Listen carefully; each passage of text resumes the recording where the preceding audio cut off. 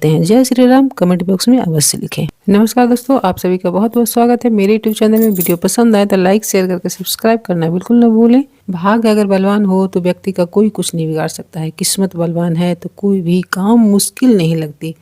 तरक्की की सीढ़ियां चढ़ता चला जाता है। वह कीर्तिमान स्थापित करता है जो समाज के लिए एक उदाहरण बन जाता है। अगर आप भी इस 2026 में सौभाग्यशाली बनना चाहते हैं तो नवग्रह को मजबूत करना होगा। नवग्रह मजबूत होंगे तो अपने आप ही आपके सारे तरक्की के रास्ते खुल जाएंगे। इससे आपकी आर्थिक तंगी तो दूर होगी ही, जितने भी कष्ट परेशानी हैं सभी दूर हो जाएंगे, खत्म हो जाएंगे। अगर आपको नौकरी नहीं मिली है, बहुत दिनों से तलाश में है या प्रमोशन का इंतजार है, तो 2026 में जरूर सफलता मिलेगी।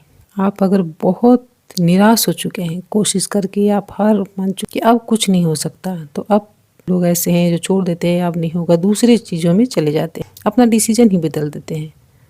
डिप्रेशन में चले गए हैं, बीमार हो गए हैं, तो कोई गलत कदम भी इससे उठा लेते हैं जिससे आपको और आपके फैमिली को, आपके आसपास रहने वाले लोगों को भी नुकसान का सामना करना पड़ता है। चाहे वो घर परिवार हो, समाज हो, नौकरी की बातें तो हर जगह होती रहती है। ये सारी चीज़ें ग्रह दोष के कारण ही होता है।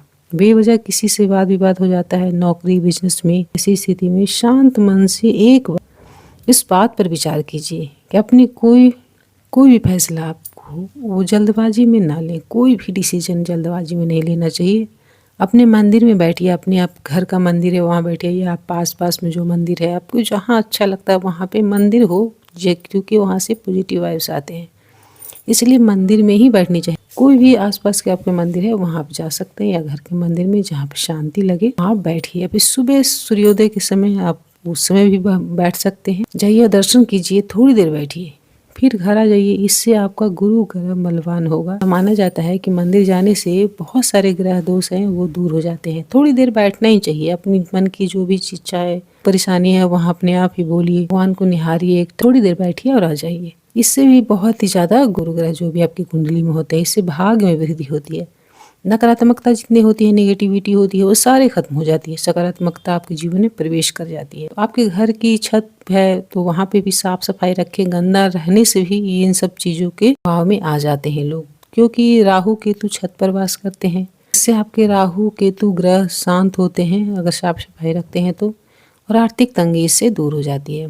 शमी के पेड़ की पूजा सही तरीके से करते हैं, सारे ग्रह शुभ फल देंगे। इससे घर के अंदर नहीं लगाना चाहिए, ये अवश्य ध्यान रखें। दरवाजे के बाहर रखें, आपने निकलते हुए दाहिनी ओर रखें, या छत पर भी इसे इसी दिशा में रख सकते हैं, बाहर जगह नहीं है तो। शनिवार के दिन शमी का 5 फूल पीपल के पेड़ के नीचे चढ़ाएं और शाम के समय एक दीपदान करें। घी या तिल का, सरसों का तिल का भी लगा सकते हैं। इससे आपको विष्णु और लक्ष्मी दोनों का आशीर्वाद मिलेगा भगवान का। आपका धन संचय नहीं हो रहा है, जमा नहीं हो रहा है, जितना आता है वो खर्च हो जाता है सारा, बढ़ोतरी नहीं हो रही है, कर्ज में डूबते जा रहे हैं, मंगल को बलवान करना चाहिए। मंगलवार के दिन शमी का 3 फूल लेकर 41 दिन तक इस उपाय को करना चाहिए। हनुमान चालीसा का एक पाठ रोज आप करें या 3 करें। संकल्प ले लें 41 दिनों तक 1 पाठ करेंगे, 3 पाठ करेंगे या 11 करेंगे। और एक समय फिक्स कर लीजिए जिस समय आपको सुविधा हो, दिन रात में मिलाकर एक ही समय में। क्या मन अपनी इच्छा वगैरह बोलना चाहिए। संकल्प अगर मंदिर में लेना चाहते हैं तो वो भी उत्तम होता है। हनुमान मंदिर अगर पास में है तो हनुमान मंदिर जा सकते हैं, या फिर घर में हनुमान जी की तस्वीर रख कर आप एक गिलास में जल रखें, एक लोटा में जल रखें। गिलास का जल आप अपनी ग्रहण करिए, जिसके लिए कर रहे हैं उसके लिए करें, पिलाएं उसे। और जो लोटा में जल चढ़ाए वो अगले दिन आप किसी पेड़ पौधे में डाल दिया बता। कुछ मिष्ठान भोजन आप रख सकते हैं। अगर कुछ भी नहीं है तो आप भगवान से प्रार्थना करें। मानसिक भी आप भाव से चढ़ा सकते हैं, और मन ही मन आपको इच्छा बोलनी है।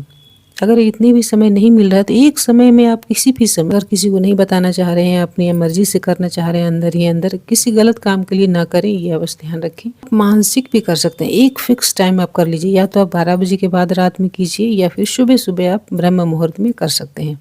मानसिक भी कर सकते हैं। एक पेन कॉपी आप नया ले लीजिए, उसमें आप राम राम लिखिए, श्री राम सीताराम जो भी हो, कम से कम 108 होना चाहिए, या फिर 1 पेज ऐसे करके आप गिन लीजिए, उतने में हो जाता है ना। तो अवश्य ही लिखा करिए। आप इसमें कोई बंधन नहीं है, स्नान करना है या फिर कुछ वस्त्र पहनना, आप सुबह सुबह इसको कर सकते हैं, या फिर सोने से पहले कर सकते हैं। और जब ये पूरा हो जाए तो बहते हुए जल में जल प्रवाह कर दे, या फिर अब मंदिर है वहाँ को दे सकते हैं, चरणों में चढ़ा देंगे। ये आप अवश्य करें। जब लास्ट हो जाए 41 दिन हो तो हनुमान मंदिर अवश्य जाएं। जाकर वहाँ आप 2 लड्डू ही कम से कम लिए, पान का बीड़ा चढ़ाएं, चोला चढ़ाएं।